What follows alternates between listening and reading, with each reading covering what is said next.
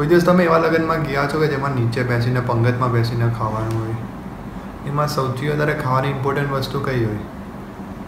નો સ્વીટ્સની, પૂરી.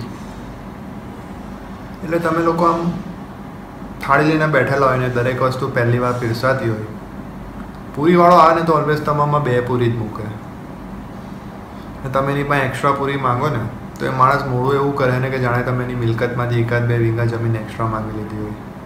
એવું ચીમરાઈ ગયેલા ચીબડા જેવું મોડું કલાક.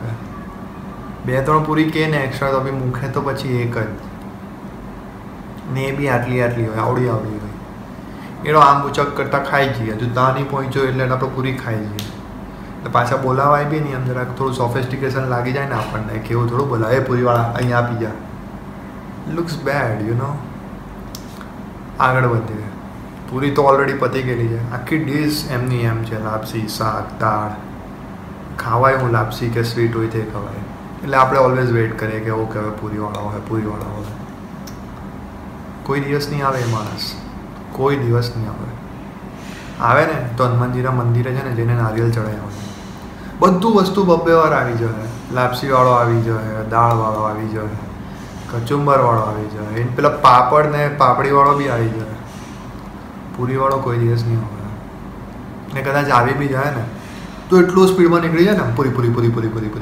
એટલે મોડામાં આપણે દાબેલું હોય ને તો એનો વેટ એને ઊભા રાખતા બી આપણે આમ એ લાગે. એટલે ત્યાં સુધી પહોંચી ગયેલો હોય પાછો, એને પાછો બોલાવીને માંગવાનું એટલે પાછું પેલું મોડું કીધું ને તમને, ચીમરાઈ ગયેલા ચીબડા જેવું. એટલે આપણને મન જ નહીં થાય કે હવે એની પાસે પૂરી મંગાવે. પછી હદ તો એવી થઈ જાય ને કે થાળી એમની એમાં જોઈને આપણને એમ કે હવે પૂરી આવે એટલી વારમાં પેલો ભાત છે, ભાત આપું, ભાતવાળા આવી જાય. એટલે પૂરી સૌથી ઇમ્પોર્ટન્ટ વસ્તુ છે.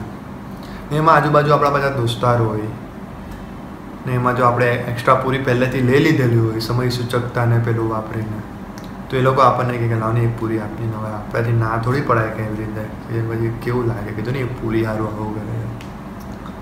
એટલે પૂરી છે જ એવી વસ્તુ, ઓલવેઝ સાચવીને રાખો. પેલું કહે ને કમાનમાંથી નીકળેલા તીર ને પૂરી પાછી નહીં આવતી, સાચવીને રાખો.